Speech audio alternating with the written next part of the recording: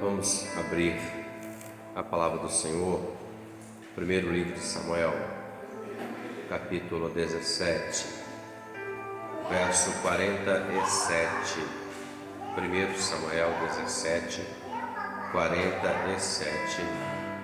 Nós vamos ler apenas o final do verso, a parte C desse verso. 1 Samuel 17, 47. Glória a Jesus. Amém? 1 Samuel 17, 47, a parte C declara assim: porque do Senhor é a guerra, e Ele vos entregará na nossa mão. Vou ler de novo. Porque do Senhor é a guerra, e Ele vos entregará na nossa mão. Podem se sentar. Esse é um verso na palavra que fala de um momento único. Nós não vamos ver depois disso uma batalha desse tipo, semelhante a esta, onde um gigante, um homem grande, ele vai combater contra um adolescente, um menino. O texto fala do momento em que Davi, ele se dispõe a pelejar contra Golias, que já estava afrontando todo o exército de Israel há 40 dias. E ninguém se dispôs àquela peleja, aquele combate. O Golias, que era um guerreiro filisteu, inimigo do povo hebreu, ele lança o desafio.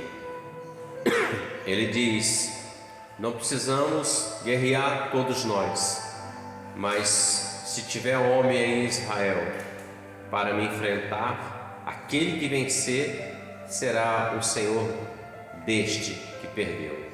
Então, de um lado tinha o Golias representando o povo filisteu, e do outro lado estava o exército de Israel, mas ninguém se dispôs à peleja, nem o próprio rei Saul se dispôs. Ele até intentou fazer com que os guerreiros dele tivessem coragem, ele até incentivou dizendo: aquele que for lá para guerrear contra Golias e vencer, eu vou dar a mão da minha filha em casamento, ele será meu rei, príncipe, e terá posses e isenção de impostos. Então ele lançou um incentivo, mas ninguém se dispôs. Por quê? Porque quando eles olhavam para Golias, eles viam que eles não tinham condição de vencer aquele combate. Eles não tinham condição de derrotar aquele guerreiro forte, alto, experimentado em batalhas. Até então Golias não tinha conhecido derrota. Ele foi para pelejar, mas ele era um guerreiro de vitórias, alguém muito conhecido no tempo dele. E isso durou 40 dias. Davi nem fazia parte aqui do exército de Israel. Como eu disse, era um adolescente para jovem. Os 3 irmãos dele mais velhos estavam fazendo parte do exército de Israel, mas também não se dispuseram. E quando Davi ele chega naquele lugar e ele vê o grande tumulto, e ele pergunta: o que está acontecendo? Alguém diz: olha, o Golias, que é um guerreiro com mais de 3 metros de altura, ele veio e afrontou Israel. Então Davi ele se dispõe a essa peleja, ele se dispõe a combater contra aquele gigante que estava afrontando o exército do Deus vivo. Davi chega até diante do rei e se dispõe, e o rei até quer colocar ele na armadura própria do rei, mas Davi disse assim: eu não posso, eu nunca experimentei isso na vida. Davi até revela algo que ninguém conhecia. Davi disse assim: olha, o teu servo, ele matou um leão e um urso quando eles deram contra as ovelhas do meu pai. E ninguém sabia desse fato. Então Davi já estava acostumado a vencer batalhas difíceis, a guerrear situações de impossibilidade sem ninguém saber, no anonimato, e ele estava lá cuidando das ovelhas do Pai. Eu abro aqui um parênteses. Muitas pessoas não sabem o tipo de batalha que você passa. Muitas pessoas não conhecem as guerras que você já enfrentou, as batalhas que você já enfrentou. Mas você já enfrentou e Deus te deu vitória e você está aqui glorificando o nome do Senhor. Muitos não conhecem, olham às vezes para você, para a sua aparência, acham que você não tem competência, acham que você não tem condição. Na verdade, de nós mesmos, nós não podemos nada, mas nós podemos todas as coisas naquele que nos fortalece, que é o Senhor dos Exércitos, meus irmãos. Então Davi se dispõe àquela peleja. E Davi tira aquela armadura que não lhe pertencia, porque não era com aquela armadura que ele estava acostumado a guerrear. Ele estava acostumado a guerrear com um cajado na mão, com a funda na mão e algumas pedrinhas. Então veja, nós aprendemos aqui outro ponto importante para nós, nos combates que vêm contra nós, nos embates dessa vida.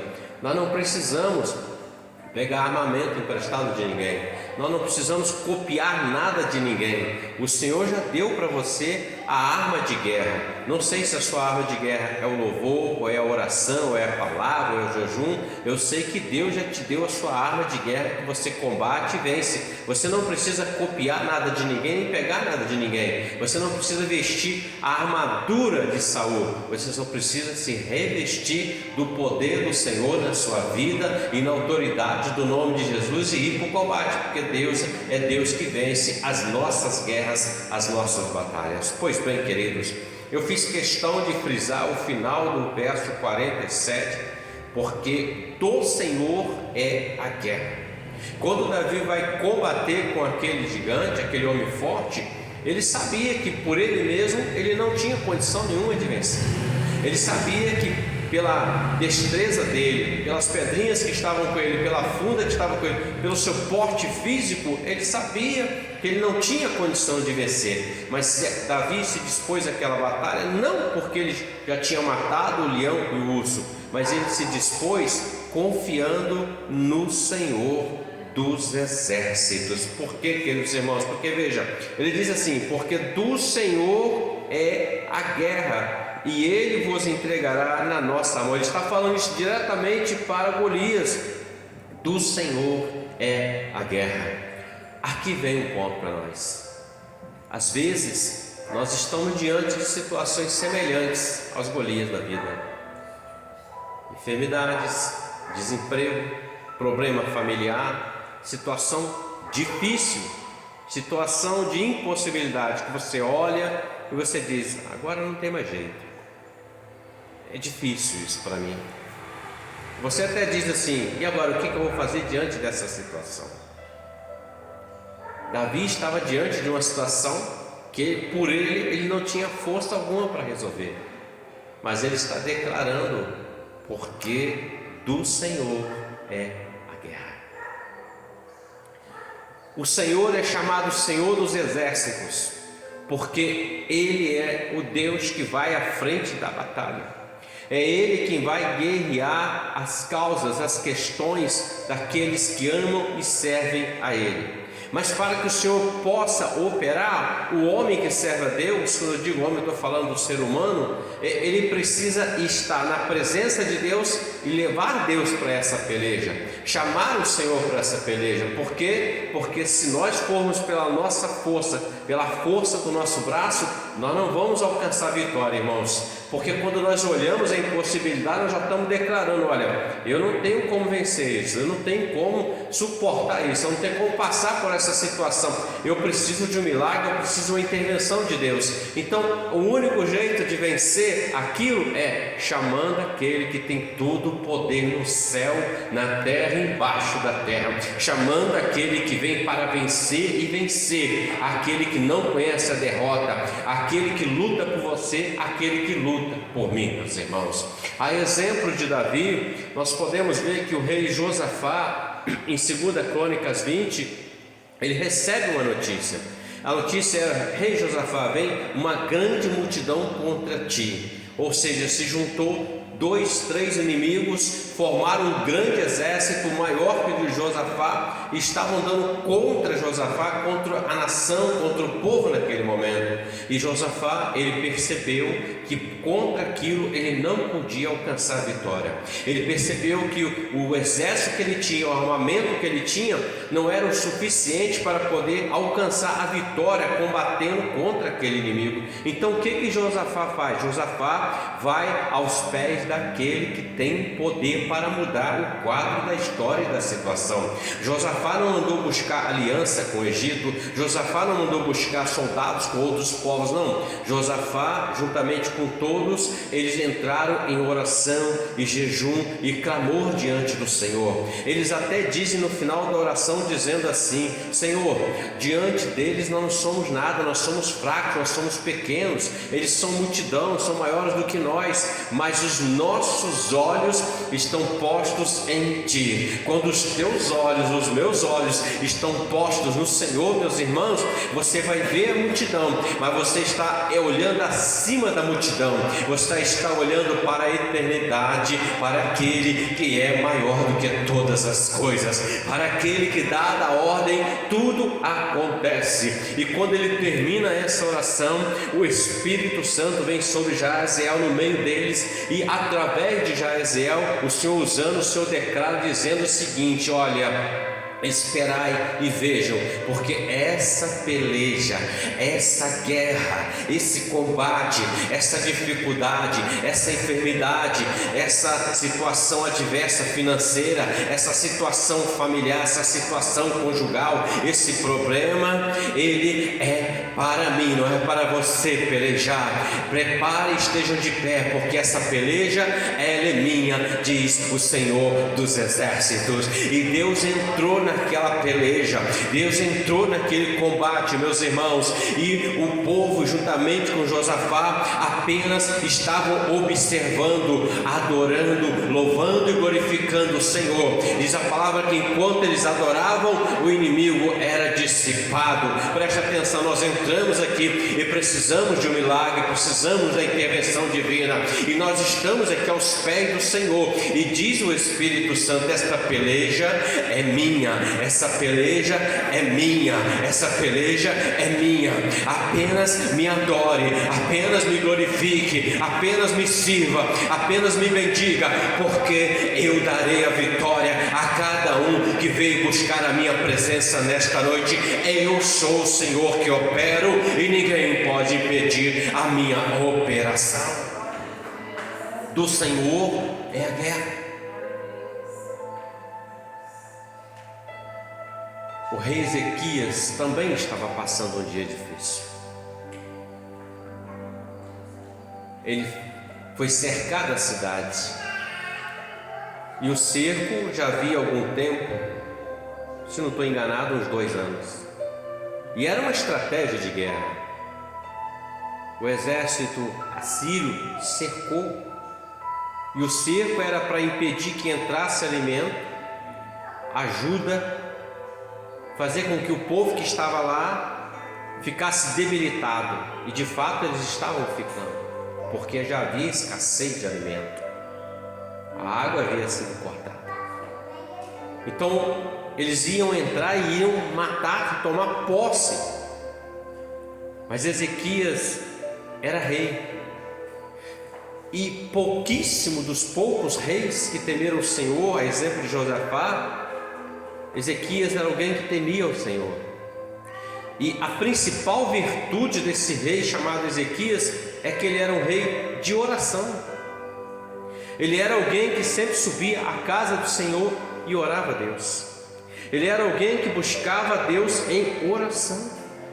Ezequias tinha ao seu comando guerreiros, homens destros de guerra, mas ele ia sempre aos pés do Senhor, buscar o Senhor, clamar ao Senhor. Às vezes o homem acha que a oração não está acontecendo o efeito esperado, mas a palavra diz que a oração de um justo, ela pode muito em seus efeitos. Às vezes você acha que Deus não está trabalhando, mas Deus está trabalhando. Deus está trabalhando primeiro na parte de cima, no mundo espiritual, quebrando cadeias, derrubando impedimentos. E aí Deus traz a vitória à vida daqueles que clamam a Ele. Ezequias, apesar de estar cercado e sabendo que era morte iminente, ele estava clamando ao Senhor. Era um homem de oração. Então, quando nós oramos, meus irmãos, você está clamando diante de um Deus vivo e poderoso. Você está se achegando diante daquele que muda o quadro da história. Você está chegando diante daquele que abriu o mar vermelho para que Israel passasse a pés enxutos. Você está chegando diante daquele que depois de 4 dias Lázaro voltou à vida, meus irmãos. Você está chegando diante daquele que tem todo o poder para fazer o possível e até o impossível na sua vida e na minha vida. Ezequias estava a cidade cercada. E como se não bastasse a escassez de alimento, o problema, ele recebe uma carta do seu inimigo, uma afronta. A carta dizia que o Deus de Israel não iria livrar eles do poder deles, do Deus deles. Ezequias leu aquela carta.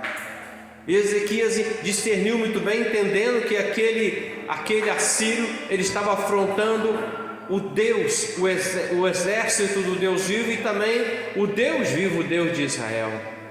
Ezequias, mais uma vez, ele sobe ao templo, diz a palavra, ele entra à presença do Senhor. Ele diz assim: Senhor, ouve, olha e escuta, Senhor. Olha o que estão falando. Olha o que disseram nessa carta, diz que o Senhor não é Deus para nos livrar. Estão dizendo que os deuses deles são mais fortes, outros deuses não puderam com os deuses deles. Ezequias ora isso diante do Senhor, ele expõe aquela afronta. Ezequias não é como muitos que quando recebe uma palavra de afronta, ele vai logo de frente para bater contra aquele que afronta. Não, Ezequias foi à presença do Senhor, meus irmãos, porque quem te justifica e quem me justifica é o Senhor dos exércitos, o Deus Todo-Poderoso. Às vezes o mundo, o homem acha assim: ele não falou nada, ele é bobo. Se fosse comigo, não, você não é bobo, você é esperto, você é inteligente, você é cheio do Espírito Santo, você tem um Deus Todo-Poderoso que você pode chegar lá e conversar com Ele, falar com Ele, expor diante dele as suas questões. Ele é o Senhor da guerra, é Ele quem peleja todas as coisas. Ezequias lê aquela carta e Ezequias vai dormir. Deus não falou nada com Ezequias, meus irmãos, naquele momento. Mas quando Ezequias vai dormir, o Senhor envia um único anjo. E esse anjo entra no arraial dos assírios que estavam acampados, sitiaram a cidade.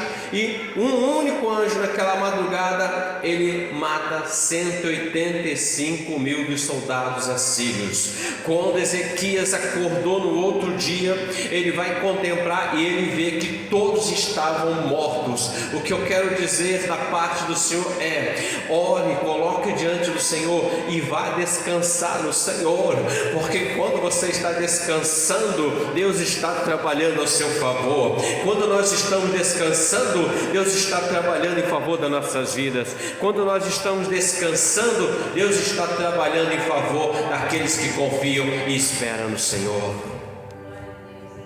Ezequias viu o agir de Deus, viu o poder de Deus. Ele só teve apenas que recolher os corpos, sepultá-los que seja, porque a vitória chegou. Por quê? Porque do Senhor é a guerra. Saul era rei, era destro na batalha, era guerreiro, mas não conhecia e não tinha intimidade, melhor dizendo, com o Senhor da guerra. Davi tinha.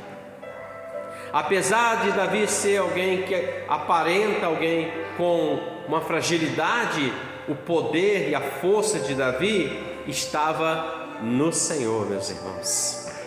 Porque o Davi, ele chega e diz assim: você vem contra mim com espada, com lança e com escudo, mas eu vou contra ti em nome do Senhor dos exércitos. Quando você declara, entendendo que você está indo para aquela peleja, mas não é você, é o Senhor que está à frente, tenha certeza de uma coisa: do Senhor é a guerra, e o Senhor entregará na sua mão e na minha mão a vitória para a glória dele, meus irmãos. Davi foi para o combate. O combate de Davi durou alguns minutos. Davi saiu daquele combate sem um arranhão, sem um ferimento. Ele saiu daquele combate com a vitória na mão, com a cabeça do inimigo na sua mão. E ele entra ao arraial dos hebreus, glorificando, bendizendo o Senhor. Sabe o que eu aprendo, meus irmãos? A vitória é sua, mas a glória é de Deus.